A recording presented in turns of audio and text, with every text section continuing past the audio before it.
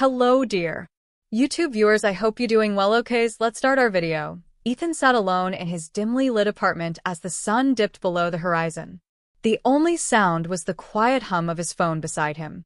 When the notification appeared, his heart stopped. The message was short and cold. Mom, don't call or come over. We're done. He froze, staring at the words, unsure whether to laugh, cry, or throw the phone away. His chest tightened as the reality sank in. She really meant it this time. He typed out reply after reply. Why? What did I do? Please, Mom, but erased them all. Finally, with trembling fingers, he wrote a single word. Understood. He hit send. The screen dimmed, leaving only his reflection staring back. His face looked older, worn down by choices that had gone wrong.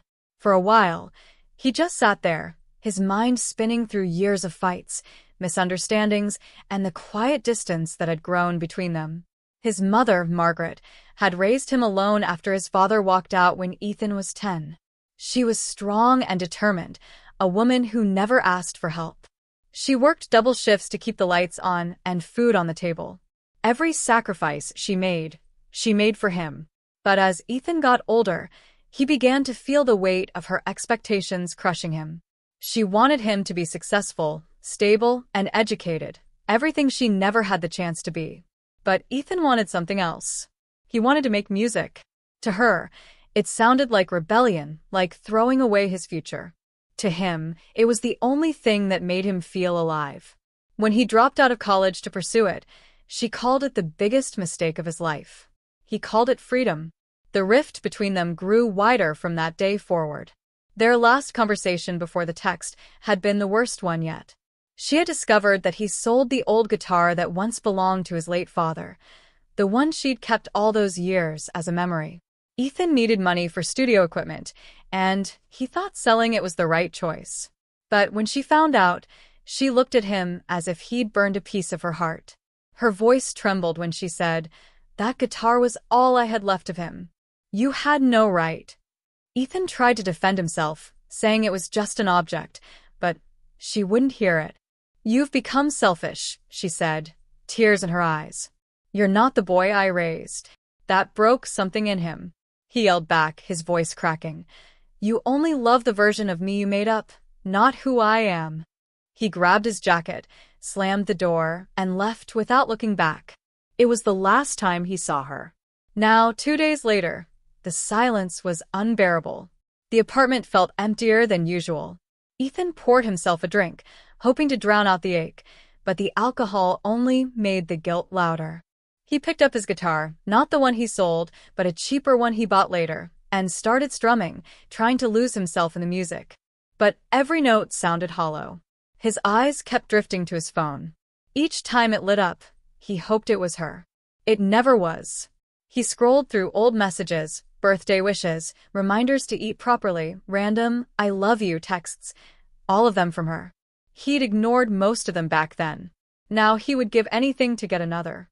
As midnight drew closer, the air in the room felt heavy. The rain outside started tapping softly against the window, the wind howling faintly. Ethan couldn't shake the feeling that something was wrong. He stared at the screen one last time, whispered to himself, "She'll call. She has to," and turned off the light. But deep inside, a quiet dread began to grow, a feeling that by morning, everything might be different. The rain came down harder than it had all week, wind howling against Ethan's windows like a warning he didn't want to hear. It was 11:47 p.m., and sleep was nowhere near him. The apartment was dark except for the faint blue glow of his phone on the table. He had been lying awake for hours, replaying that text over and over. "Don't call or come over. We're done." When the power suddenly flickered and went out, the silence became unbearable. He sat up, pulled the curtain aside, and watched as the storm raged outside. Lightning split the sky, lighting up the empty streets in flashes of white.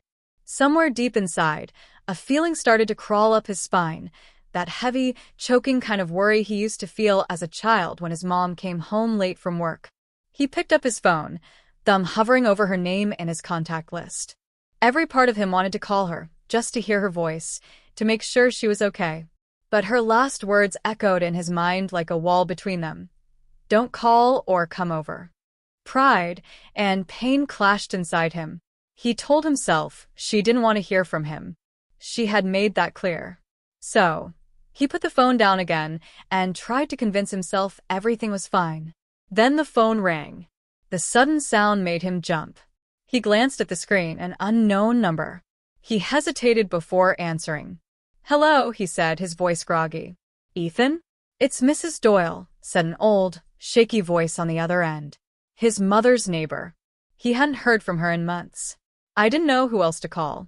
Your mom's lights have been off all night, and she's not answering her door.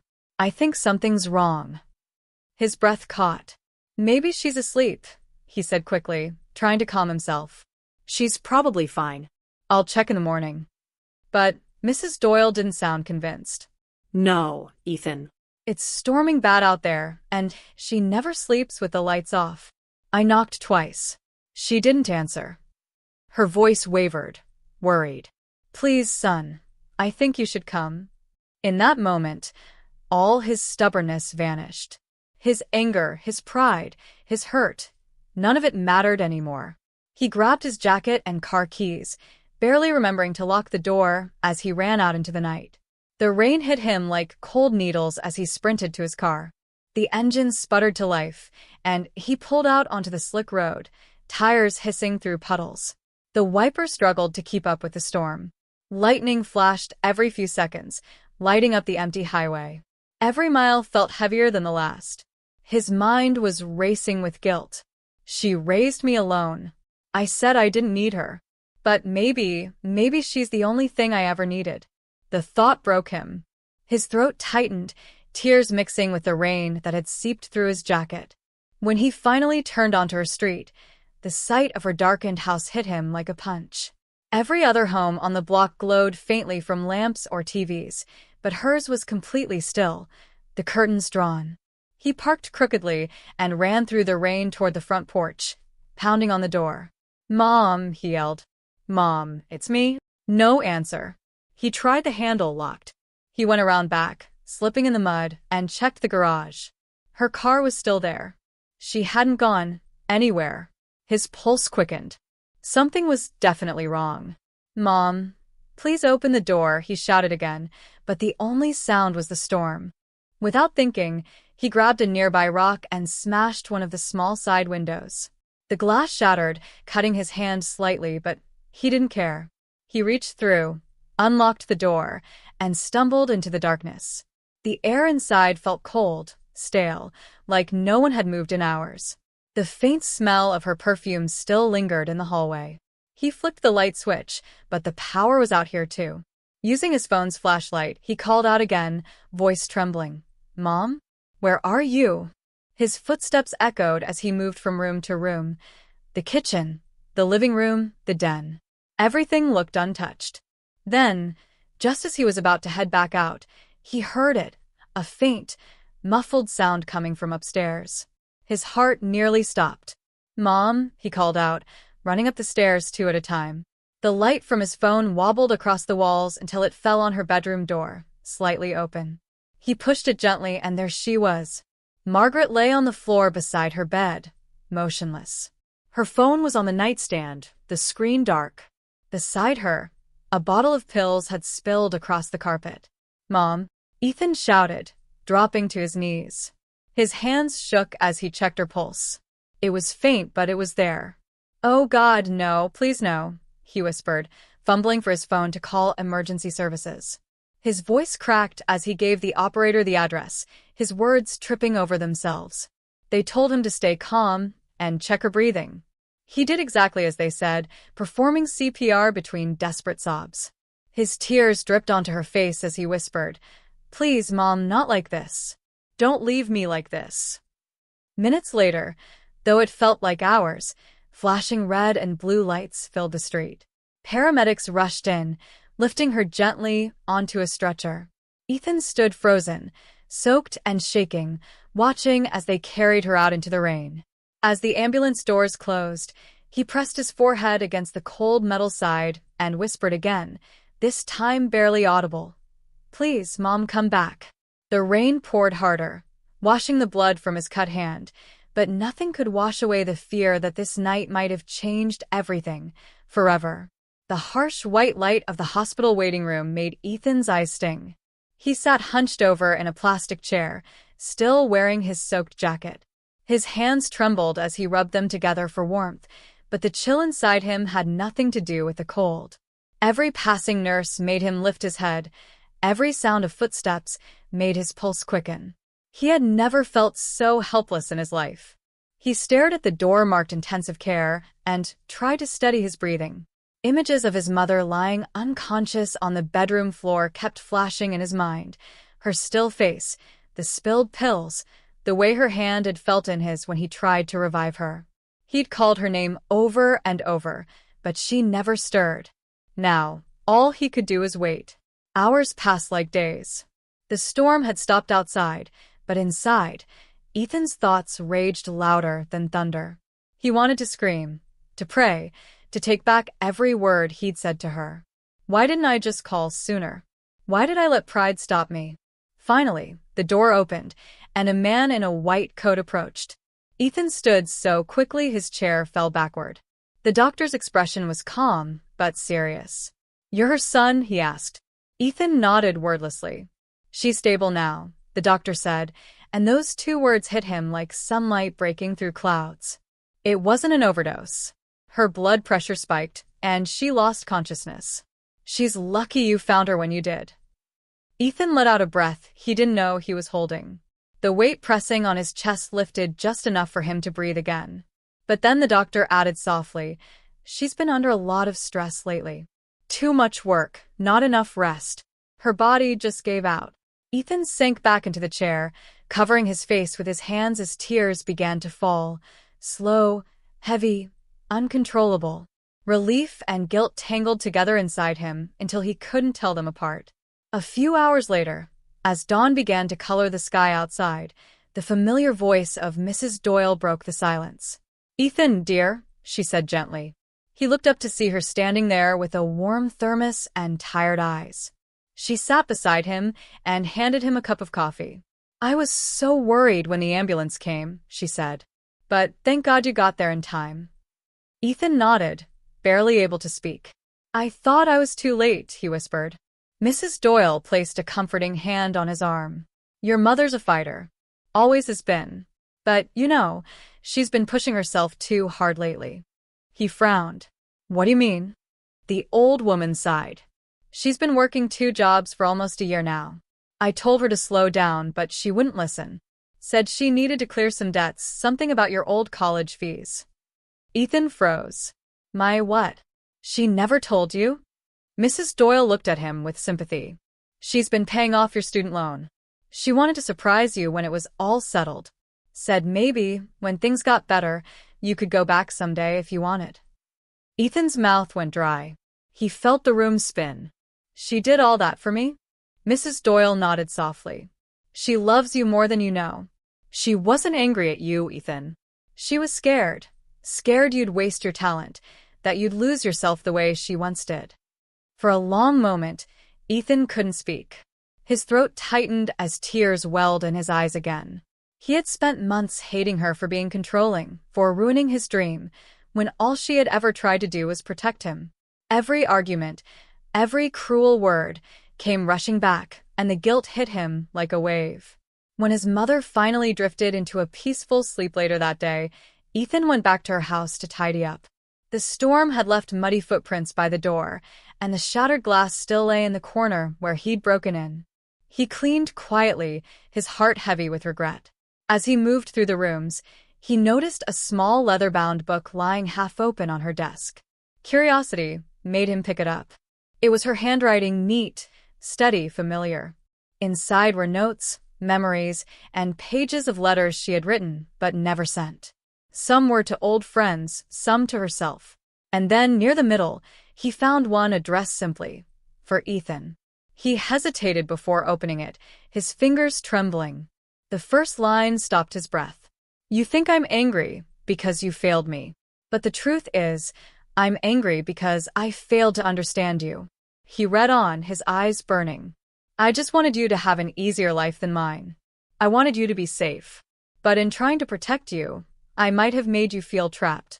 That was never my intention. I'm proud of you, Ethan. Not for what you do, but for who you are. By the time he reached the end, tears blurred the ink. He pressed the letter to his chest and whispered, I'm sorry, Mom. That night, back in his apartment, Ethan sat with his guitar resting on his knee. It was the same one he'd bought after selling his father's old one, the same decision that had torn everything apart. For a long while, he just stared at it, remembering the first time his mom had taught him a chord when he was 12, how she used to hum quietly while he practiced. He picked up the pick and began to play, softly at first, a melody that had been forming in his head for days but never found its way out. The notes came slowly, like words he couldn't speak. Then the lyrics began to take shape, fragments of apology, love, and forgiveness. He called the song Understood. Each verse told a part of their story, the distance, the anger, the silence, and finally, the understanding that came too late but still mattered. As he recorded it on his phone, his voice cracked, but he didn't stop. When the last note faded, he whispered into the quiet room, For you, Mom. And for the first time in months, the silence that followed didn't feel empty. It felt peaceful. 2 days passed before Margaret finally opened her eyes. The soft beeping of the hospital monitor filled the room, steady and gentle, like a reminder that she was still here, still breathing. The first thing she saw was Ethan, slumped in the chair beside her bed, his head resting near her arm. His clothes were wrinkled, his face pale from exhaustion, but his hand was still holding hers, even in sleep. Her eyes welled with tears. She tried to speak, her voice barely a whisper. You shouldn't be here. Ethan stirred awake, blinking rapidly before realizing she was looking at him. For a second, he didn't speak. He just stared at her, relief flooding his face. Then his voice cracked as he said softly, You told me not to come. But I couldn't lose you before saying I'm sorry. Margaret gave a weak, tearful smile. You've always been stubborn, she murmured, her lips trembling. Just like your father. He let out a shaky laugh, then took her hand carefully. Guess I got that from both of you. For a long moment, they just sat there in silence, the kind of silence that didn't hurt anymore. It was calm, warm, full of the words they had both left unsaid for years.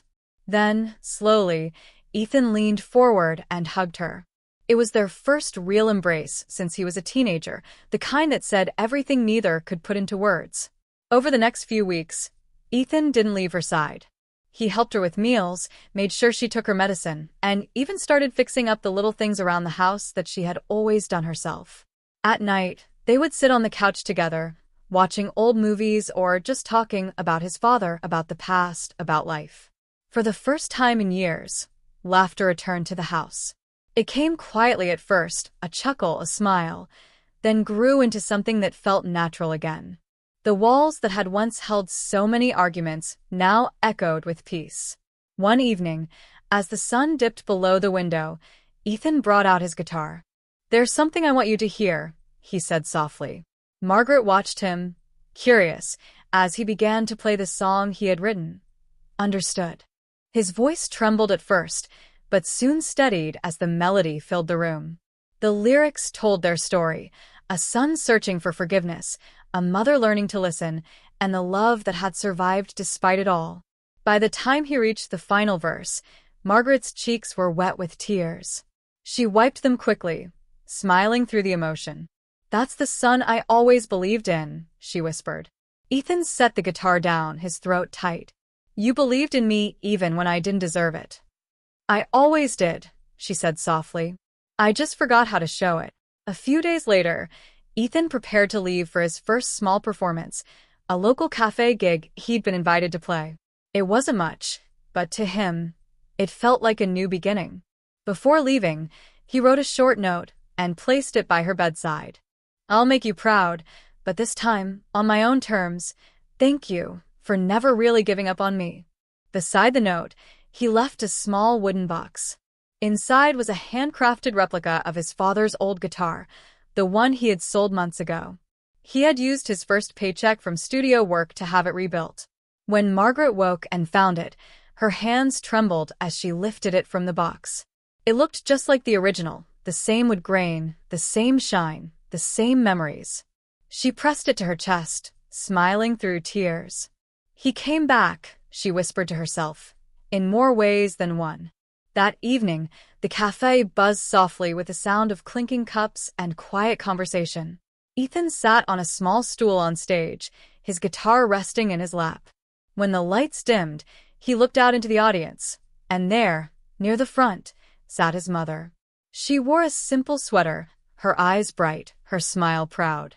He smiled back, took a deep breath, and began to play Understood. The melody flowed easily this time, smooth, confident, full of heart. The crowd grew silent, drawn in by the raw honesty in his voice. When the final chord faded, he looked up at his mother and spoke into the mic, "For the woman who taught me that love doesn't end, even when words do." The cafe was quiet for a moment, then filled with soft, genuine applause. But Ethan didn't care about the clapping. All he saw was his mom, tears glistening, her smile radiant, her heart alive. And for the first time in a long time, both of them understood that sometimes love doesn't need to be perfect, it just needs to survive. The lights dimmed, the applause lingered, and the story that had once been broken finally found its way home. Thanks for watching. For more videos, please subscribe our channel. Awesome Visual Story.